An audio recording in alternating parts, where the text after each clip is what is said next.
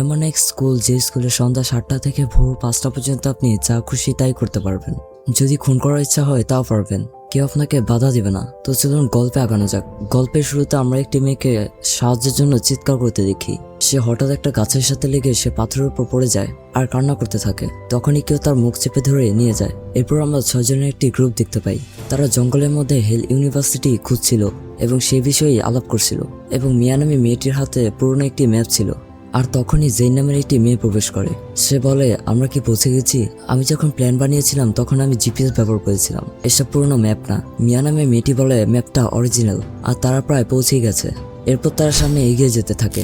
অনেকক্ষণ হাঁটতে হাঁটতে জেরোম নামের ছেলেটি বলে, আমরা আর কতক্ষণে হেল ইউনিভার্সিটিতে পৌঁছাবো? তারা বলছিল এই জায়গাটা অনেক বেশি ভুতুরে। এরপর মিয়া নামে মেয়েটি বলে, ম্যাপ হিসেবে তো এখন ইউনিভার্সিটি গেট পেয়ে যাওয়ার কথা। আর তখনই তারা সামনে একটি গেট দেখতে পায় এবং সেদিকে এগিয়ে যায়।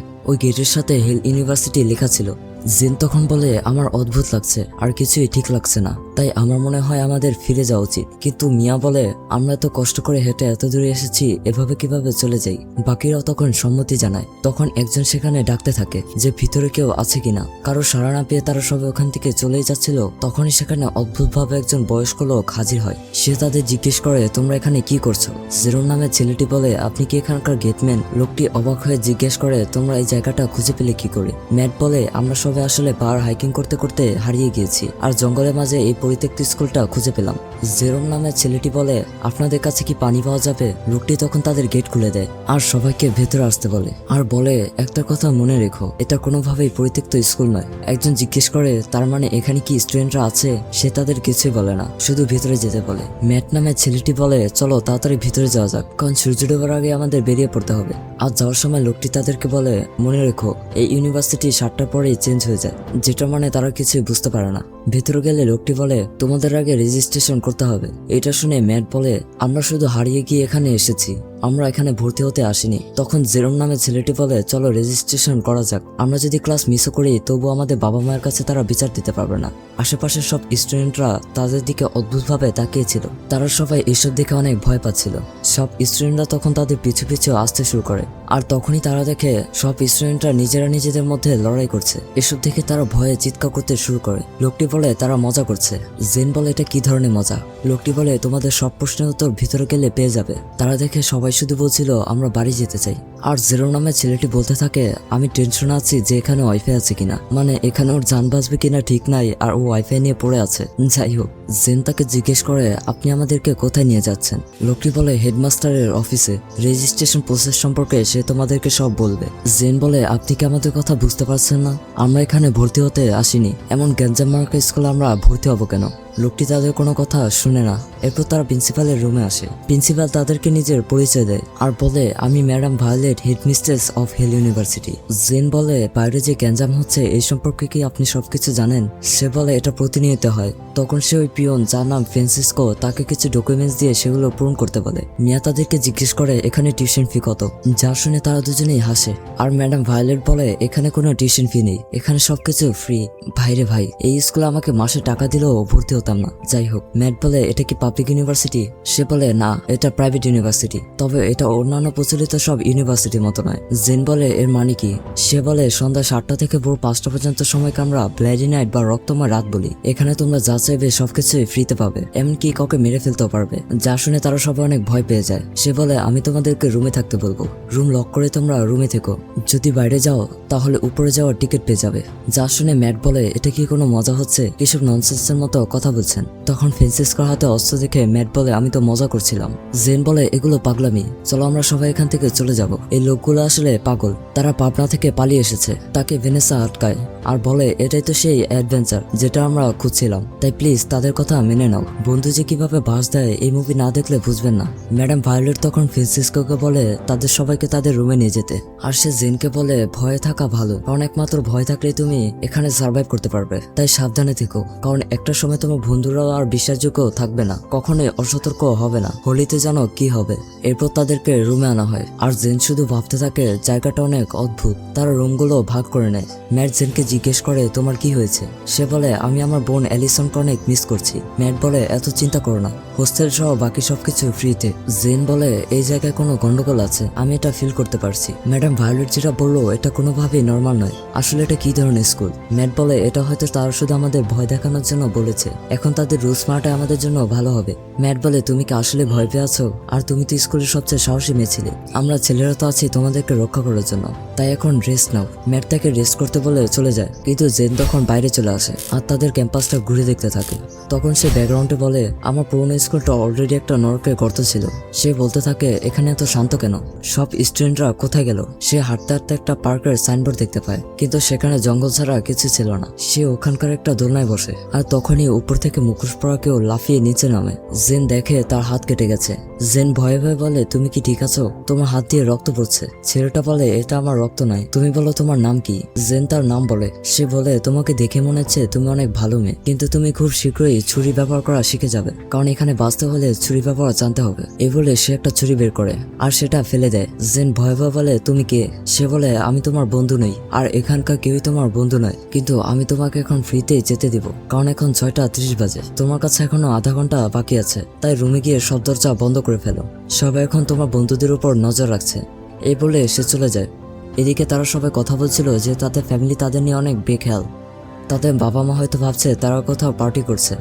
ডিপ নামের ছেলেটি তখন বলে এত অতিরিক্ত চিন্তা করো না, আমাদের বাবা মা অবশ্যই আমাদের নিয়ে চিন্তা করে। আর তখনই হঠাৎ ভেনেসা চিৎকার করতে থাকে। তার শব্দ শুনে তার বন্ধুরা সবাই দৌড়ে চলে আসে, কিন্তু তারা দেখে ভেনেসা আসলে ওয়াইফাই নিয়ে বলে চিৎকার চেঁচামেচি করছিল আর বলছে এখানে ওয়াইফাই, ফোনের নেটওয়ার্ক কোনো কিছুই নেই, আমাকে আমার বাবা মাকে কল করতে হবে, তারা হয়তো আমাকে নিয়ে চিন্তা করছে। মিয়া বলে কাল আমরা বাকিদের সাথে কথা বলবো, হয়তো তাদের কাছে কোনো উপায় আছে। ভ্যানিসা বলে আমার ইনস্টা ফলোয়ার্সরা হয়তো আমার জন্য অপেক্ষা করছে। সে ব্যাগ থেকে কিছু একটা বের করতে গেলে মিয়া বলে এটা কি করছো? সে বলে সুন্দর দেখানো সবচেয়ে বেশি ইম্পর্টেন্ট, তাই আমি মেকআপ বের করছি, যদি আমি মারাও যাই তবুও সুন্দরভাবে মারা যাব। তখনই সেখানে জেন চলে আসে আর বলে আমার পার্কে একটি ছেলের সাথে দেখা হয়েছে যার শরীরে রক্ত ছিল, সে তাদেরকে ওয়ার্নিং করেছে। সে বলেছে আমরা এখানে এসে অনেক বড় ভুল করেছি, এটা কোনোভাবেই মজা নয়। কিন্তু তার বন্ধুরা ভাবে জেন হয়তো তাদের সাথে মজা করছে। আর তখনই 7টা বেজে গেলে অ্যালার্ম বেজে ওঠে, অর্থাৎ ব্লাডি নাইট শুরু হয়ে গেছে। সবাই তাদের দিকে দৌড়ে আসতে থাকলে তারা তাড়াতাড়ি করে দরজাটা চেপে ধরে। বাইরে একজন আরেকজনকে কুপিয়ে হত্যা করছিল। তারা দরজা লক করে সেখানে একটি টেবিল ধরে রাখে। তারা সবাই ভয়ে কান্না করছিল। কিছুক্ষণ পর তারা চলে গেলে দেখা যায় বাইরে সেই ছেলেটা মরে পড়ে আছে। এর পরের দিন সকালে তারা ভায়োলেটের কাছে আসে আর তারা বলে তারা এই জায়গা থেকে চলে যেতে চায়, কিন্তু ভায়োলেট বলে আমাদের এখানে রুলস আছে, একবার তুমি এখানে প্রবেশ করলে এখান থেকে আর বের হতে পারবে না, কারণ তোমরা নিজ ইচ্ছাতে এখানে প্রবেশ করেছিলে, তাই তোমাদেরকে এর ফল ভোগ করতেই হবে।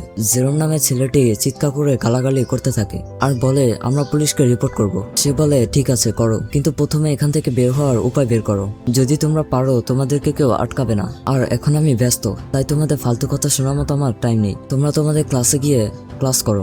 ভ্যানেসা তখন বলে আমরা কি এখানে হত্যা ছাড়া আর কিছু শিখতে পারবো? ভায়োলেট বলে তবুও হেল ইউনিভার্সিটি একটি স্কুল আর এখানকার টিচার্সরা হলো বেস্ট টিচার, তোমরা অন্যান্য স্কুলের তুলনায় তাদের থেকে অনেক বেশি কিছু শিখতে পারবে, তাই এখন দেরি না করে তোমরা তোমাদের ক্লাসে যাও, কারণ স্কুলের গভর্নমেন্ট প্রেসিডেন্ট যদি তোমাদেরকে দেখে তাহলে এর পরিণতি হবে ভয়ানক। ওয়াশরুমে এসে তারা বলতে থাকে আমরা এখান থেকে কিভাবে বের হব, আমরা কি আদৌ বের হতে পারবো? তখনই সেখানে একটি মেয়ে এসে হাজির হয় আর বলে তাহলে তোমরা সেই নতুন স্টুডেন্ট, আর এই মেয়েটির নাম হলো নিকি। সে বলে কাল আমি শুনেছিলাম যে স্কুলে 6টি ইঁদুর প্রবেশ করেছে। নিকি তখন বলে আমি তোমাদেরকে একটা ট্রিক্স শিখিয়ে দিতে চাই, যদি কেউ তোমাদেরকে ধরার চেষ্টা করে তাহলে তোমরা তাদের হাত কেটে দিবে, কারণ এখানে দয়া করা মানে বিলাসিতা, এমনকি এখানে সার্ভাইভ করতে কিছু সময় তো একজন আরেকজনকে কেটে খায়, তাই আমি যদি তুমি হতাম তাহলে একা একা চলতাম, কারণ কাউকে বিশ্বাস করা ঠিক নয়। ভ্যানেসা বলে আমাদেরকে নিয়ে তোমার চিন্তা করতে হবে না, আমরা এই জায়গা ছেড়ে চলে যাব। সে হেসে বলে তোমাদের কি মনে হয় তোমরা এই জায়গা ছেড়ে কখন যেতে পারবে? ঠিক আছে, যখন রাস্তা বের করতে পারবে তখন আমাকে জানিও। এরপর একটি ক্লাসে জেন আর জেরোম আসে, তখন জেন সবাইকে দেখে অবাক হয়, কারণ সবাই নর্মাল ছিল। এরপর সে নিকে পাশের সিটে গিয়ে বসে, তার পাশে আরেকটা মেয়ে ছিল যে ড্রয়িং করছিল। জেন তাকে বলে তুমি কি মাঙ্গা পছন্দ করো? যা শুনে সে অনেকটা রেগে যায়। জেন তখন বলে তুমি অনেক ভালো আর্ট করতে পারো। তখনই পেছনে ফাইট শুরু হয়, যা দেখে বাকিরা লাফালাফি করতে শুরু করে। ক্লাসে টিচার্স প্রবেশ করে সবাইকে থামিয়ে দেয়। নতুন স্টুডেন্টদের দেখে সে তাদেরকে পরিচিত হতে বলে। জেরোম যখন তার নাম বলছিল সবাই তার দিকে কাগজ ছুটতে থাকে। টিচার তাদের আবারও থামিয়ে দেয় আর ক্লাস শুরু করে। সে তাদেরকে অমৃত্যু সম্পর্কে পড়াচ্ছিল, যেটা মানুষের মৃত্যুকে ঠেকাতে পারে। বহু বছর ধরে মানুষ এই অমৃত্যু খুঁজছে, যেন মানুষের মৃত্যুকে থামাতে পারে। এমনকি অনেকেই এটা খুঁজতে গিয়ে মারাও গিয়েছে, কিন্তু বহু বছর কাটার পরও কেউ এটাতে সফল হতে পারেনি। তখনই একটি মেয়ের চিৎকার শুনে তারা সবাই ক্লাস থেকে বেরিয়ে আসে। এদিকে আমরা মিয়াকে দেখি, তার সাথে একটি ছেলের ধাক্কা লাগে। সে তখন দেখে ছেলেটির লাল চুল এবং সে কিছুক্ষণ পরে সেখান থেকে গায়েব হয়ে যায়। তখনই মিয়া মাঠের মধ্যে একটা ঝুলন্ত লাশ দেখতে পায়। এদিকে জেন মিয়ার চিৎকার শুনে সেখানে চলে আসে। তখন জেন একটি মেয়ের থেকে জানতে পারে এই স্কুলে আসলে দুইটি গ্যাং আছে, একটির নাম হলো ব্ল্যাক গ্যাং, আরেকটার নাম হলো ডেভিল গড। মেয়েটি বলে এই কাজটা ব্ল্যাক গ্যাং এর কাজ, কারণ তার গলার মধ্যে পেগ ঢোকানো রয়েছে, যেটা তাদের চিহ্ন। আর এখন হয়তো দুই দলের মধ্যে ভয়াবহ যুদ্ধ লাগতে চলেছে, কারণ এই ছেলেটা হলো রেসিলভানিয়ার একমাত্র ছোট ভাই। জেন বলে রেসিলভানিয়াটাকে, সে বলে ডেভিল গডের লিডার। তখনই সেখানে একটি ছেলে এসে সবাইকে ক্লাসে যেতে বলে, আর ছেলেটা অদ্ভুতভাবে জেনের দিকে তাকিয়ে থাকে। এরপর ক্লাসে একজন টিচার কিছুটা লেট করে প্রবেশ করলে নিকি তাকে বলে আপনি লেট করে ফেলেছেন, আর আপনি কি জানেন না সুপ্রিম এসব পছন্দ করে না। টিচার নিকিকে সরি বলে ক্লাস শুরু করে, কিন্তু নিকি শুধু জেনের দিকে অদ্ভুতভাবে তাকিয়ে থাকে আর জিজ্ঞেস করে তুমি কি সবকিছু জানো। জেন মনে মনে বলে এই মেয়েটা আসলে কিসের কথা বলছে, সে আমাকে একা কেন ছাড়ছে না। জেন চুপ করে থাকলে সে তার গাল ধরে বলে তোমাকে আমি জিজ্ঞেস করেছি তুমি কিছু জানো কিনা। জেন বলে না আমি কিছু জানি না, কিন্তু আমি নিজে থেকে সবকিছু জেনে নিব, আমার তোমার কোনো কিছুর প্রয়োজন নেই। যা শুনে সে হাসে আর বলে কিন্তু মনে হচ্ছে তোমার কৌতূহল তোমাকে মেরেই ফেলবে, তবে যদি তুমি সত্যিটা জানতে চাও তাহলে ওটা তোমাকে বের করতে হবে, অথবা তোমার কাছে আরেকটা সহজ উপায় আছে, যেটা হলো রুলস ব্রেক করা। জেন বলে তুমি আমাকে একা ছেড়ে দাও, যদি আমার কোনো ব্যাপারে জানার থাকে সেটা আমি নিজেই খুঁজে বের করব। নিকি হেসে তার মুখের চুইংগামটা তার দিকে ছুড়ে দেয় আর বলে তুমি যদি তাড়াতাড়ি মরতে না চাও তাহলে চুপচাপ রুলস মেনে নাও আর মুখ বন্ধ রাখো। জেন বলে তুমি আসলে কে। নিকি বলে আমি এখানকার বড় কুকুরগুলোর মধ্যে একজন, কেউ আমার সাথে এভাবে কথা বলার সাহস পায় না যেভাবে তুমি বলছো। সে কলম দিয়ে জেনের হাতে আঘাত করতে গেলে জেন তার হাত সরিয়ে নেয়। নিকি বলে তোমার সাহসের প্রশংসা করতেই হয়, তাই তো তোমার প্রতি আমার এত আগ্রহ। জেন নিকিকে জিজ্ঞেস করে আমি জানতে চাই আসলে এই ইউনিভার্সিটিতে কি চলছে, কিন্তু যখনই টিচার তাকে ডেকে ক্লাসে মনোযোগ দিতে বলে। এরপর ক্লাস শেষে সবাই কথা বলছিল যে তারা স্কুলের অনেক জায়গায় অনেক রক্ত দেখেছে। মিয়া বলে তোমরা কি লাল চুলওয়ালা ছেলেটাকে দেখেছো। তারা বলে না এখানে লাল চুলওয়ালা কোনো ছেলে নেই, কিন্তু মিয়া বলে আমি সত্যি তাকে দেখেছি, কিন্তু সেই ছেলেটা হঠাৎ করে কোথাও গায়েব হয়ে গেল। তারা বলে তুমি ভয়ে উল্টাপাল্টা কিছু দেখছো। এরপর তারা সবাই লক্ষ্য করে এখানে জেন আসেনি, তাদের সবার এখানে দেখা করার কথা ছিল।